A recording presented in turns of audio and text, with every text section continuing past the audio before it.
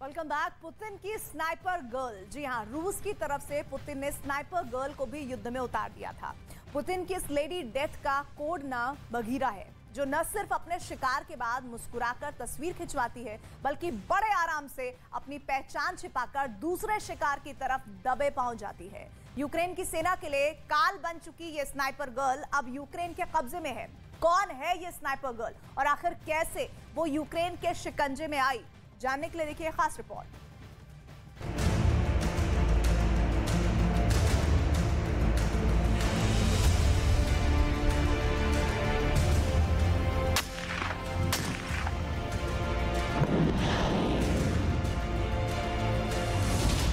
Putin की sniper girl पर सबसे बड़ा खुलासा।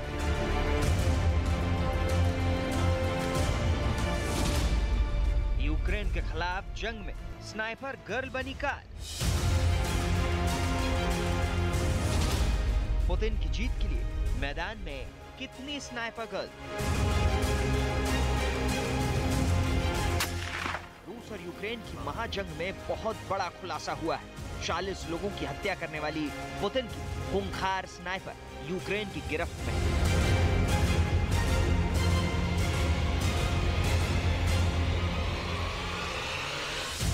रूस और यूक्रेन के बीच जंग 1 महीने से ज्यादा वक्त से जारी है।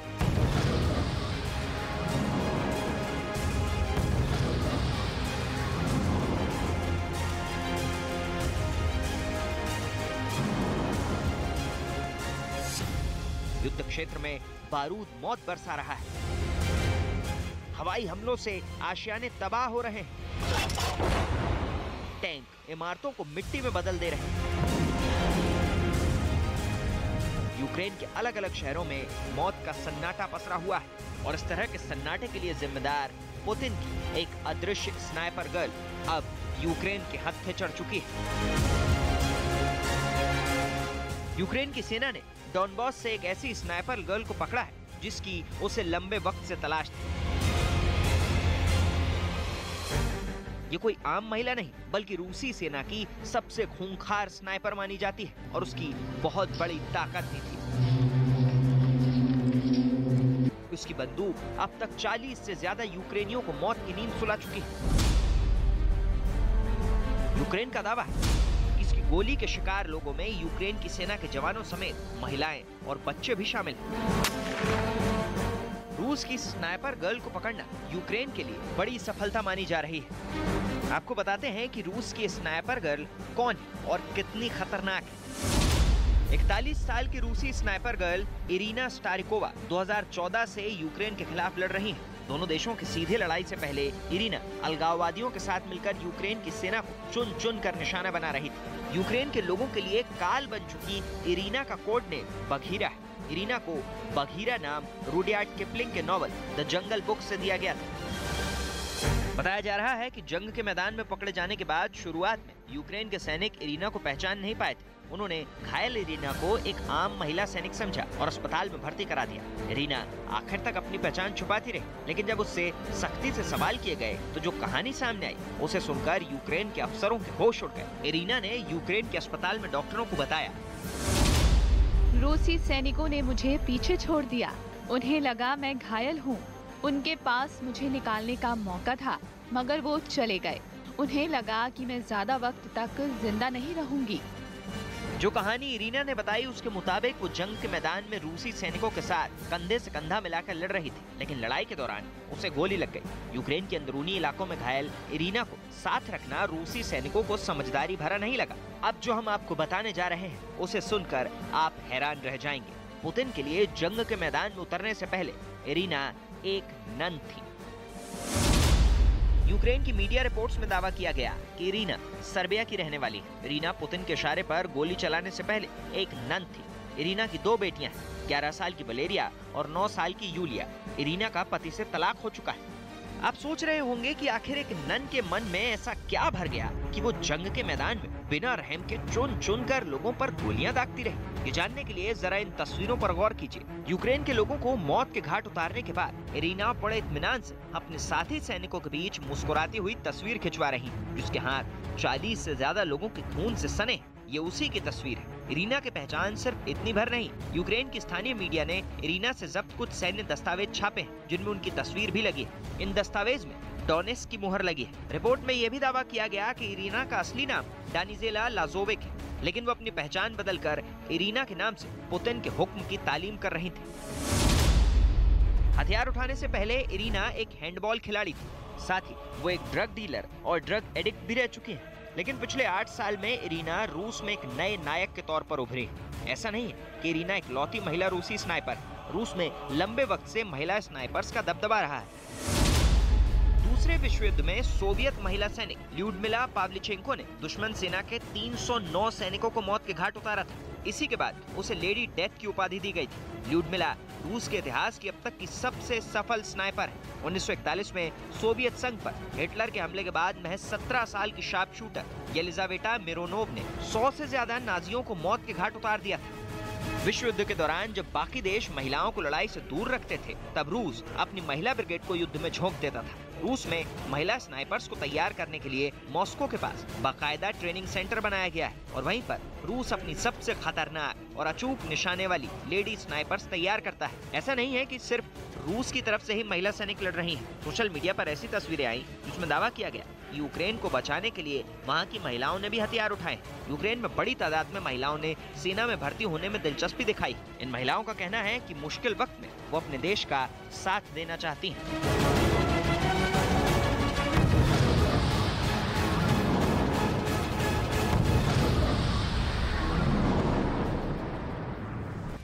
अगर पुतिन ने यूक्रेन को पूरी तरह कब्जे में करने की ठान ली है तो आपको हैरानी होगी कि इसकी जिम्मेदारी रूस की रेगुलर फौज को नहीं बल्कि एक ऐसी मिलिशिया को दी गई है जिसने एक वक्त खुद रूस की फौज को हरा दिया था। अब इस मिलिशिया को पुतिन का राइट हैंड कमांडर संभाल रहा है। कौन है पुतिन का कमांडर के इस रिपोर्ट में आपको दिखाएंगे तो पता चलेगा कि ये फोर्स क्यों सबसे बर्बर कही जाती है। यूक्रेन के खिलाफ युद्ध में पुतिन का राइट है।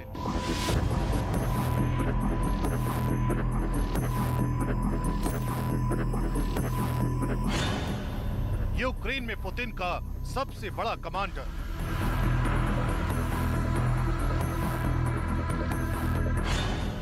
उसके लड़ने का तरीका बिल्कुल अलग है।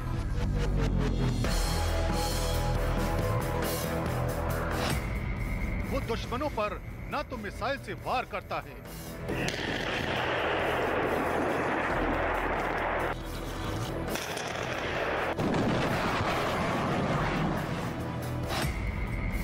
न ही दुश्मनों के टैंक को गोले से निशाना बनाता है।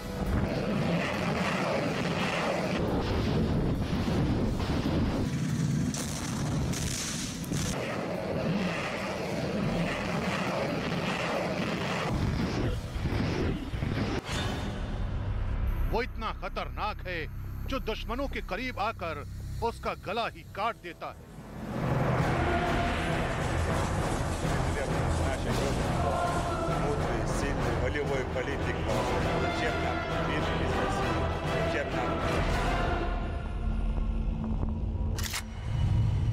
नाम रमजान कादिरोव, रूस के चेचन्या का प्रमुख,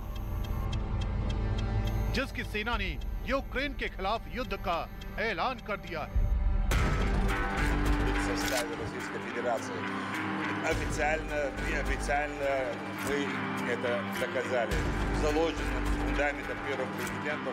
ये सारे परिचय कम पड़ जाते हैं क्योंकि रमजान कादिरोव का सबसे बड़ा परिचय है रूस के राष्ट्रपति व्लादिमीर पुतिन का वफादार नंबर होना।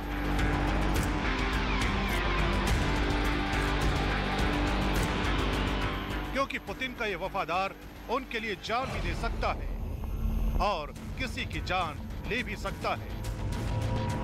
पुतिन की कही एक एक बात उसके लिए पत्थर की लकीर होती है। पुतिन की तरह रमजान कादिरोव ने भी यूक्रेन की सेना को अपनी ही सरकार का तख्ता पलट करने के लिए कहा था। और तो और उन्होंने यूक्रेन में तबाही मचाने के लिए अपनी चेचेन स्पेशल फोर्स को वहां तैनात किया हुआ है। रूस की सेना तो यूक्रेन में पहले से ही तबाही मचा रही है।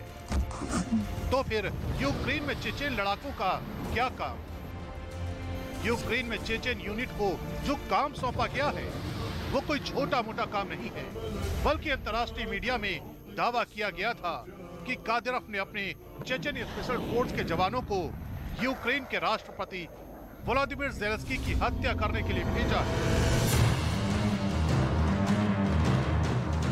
रमजान कादिरोव खुद यूक्रेन में है, जिसने मारियोपोल शहर में रहते हुए शहर पर कब्जे का ऐलान कर दिया है। रमजान कादिरोव कितना खूंखार है, इसका अंदाजा इस वीडियो से लगाया जा सकता है। रमजान कादिरोव अपने बेटे के साथ यूक्रेन के अस्पताल में दौरा करने गए। साथ में आर्मी यूनिफॉर्म में उनका नाबालिग बेटा है, जिसकी उम्र मात्र 13 साल है, जिसे रमजान कादिरोव ने सीधे बैटल ग्राउंड में उतार दिया है, जो राइफल लिए युद्ध में उसका साथ दे रहा है। इसके पहले रमजान कादिरोव ने एक वीडियो जारी किया, जिसमें ड्रोन से मारियोपोल शहर की वो तस्वीरें नजर आई, जिसमें पूरा शहर खंडहर नजर आ रहा है। इस तबाही के पीछे रूसी सेना और चेचेन लड़ाकों का हाथ है, जिन्होंने मिलकर ऐसी तबाही मचाई है कि शहर का नामो निशान मिट गया है। रूसी सेना के साथ मिलकर चेचेन फाइटर्स ने मारियोपोल शहर के एक बड़े हिस्से पर कब्जा कर लिया, लेकिन 1 महीने से ज्यादा की बमबारी ने शहर की सूरत बदल कर रख दी। वहाँ शायद ही कोई ऐसी इमारत हो जो बमबारी से बची हो। पत्थर और लकड़ियों के टुकड़ों से मारियोपोल की सड़कें फटी हुई नजर आई। इस बीच वहाँ का थिएटर भी दिखाई दिया, जिसे रूसी बमबारी ने तहस नहस कर दिया। थिएटर के आगे का हिस्सा पूरी तरह टूट गया था, जबकि अंदर का हाल तो ऐसा दिखा मानो कई साल से वहाँ कोई गया ही न हो। रमजान कादिरोव खुद अपने लड़ाकों का हौसला बढ़ाने के लिए मारियोपोल पहुंचे हुए थे, जिन्होंने पहले तो अपने 20 साथियों के साथ जंग में आगे की रणनीति बनाई और फिर उनका सम्मान किया। खुद रमजान कादिरोव को यूक्रेन के साथ जंग में मिली कामयाबी के बाद पुतिन ने उनका ओहदा बढ़ाते हुए उन्हें लेफ्टिनेंट जनरल बना दिया। अब सवाल है कि मारियोपोल में ही क्यों है चेचेन? चेचेन स्पेशल फोर्स ने मारियोपोल में अपनी पूरी ताकत झोंक दी है। युद्ध शुरू होने के बाद से ही पुतिन के वफादार रूस के चेचेन्या इलाके के प्रमुख रमजान कादिरोव के लड़ाके यूक्रेन के कई शहरों में मोर्चा संभाले हुए हैं, क्योंकि रूस ने चेचेन स्पेशल फोर्स को यूक्रेन के दक्षिण और दक्षिण पूर्व क्षेत्र में ऑपरेट करने के आदेश दिए हैं। चूंकि यूक्रेन के दक्षिण में सबसे प्रमुख शहर मारियोपोल ही है, इसलिए चेचेन स्पेशल फोर्स ने वहीं सबसे ज्यादा तबाही मचाई हुई है। यही वजह है कि मारियोपोल में हालात बद से बदतर होते जा रहे हैं। यहाँ रूस के सैनिकों के साथ युद्ध में किराए के लड़ाके यानी चेचेन लड़ाकों ने तबाही मचा रखी है।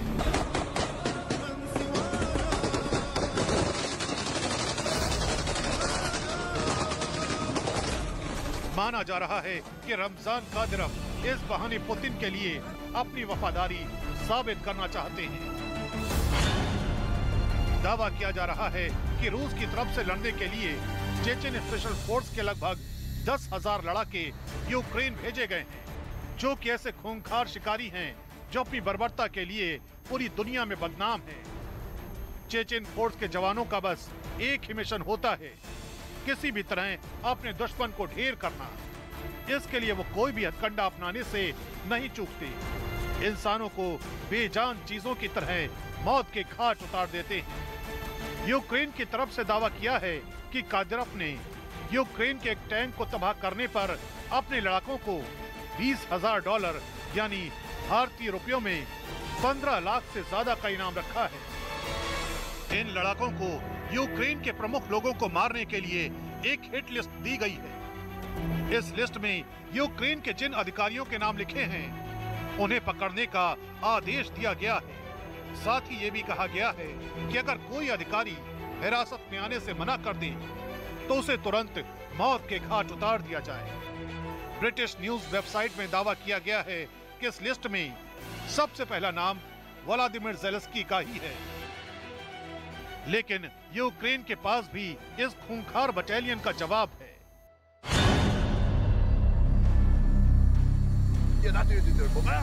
चेचेन लड़ाके यूक्रेन के खिलाफ ही नहीं लड़ रहे, चेचेनिया के सैनिक यूक्रेन के लिए भी लड़ रहे हैं।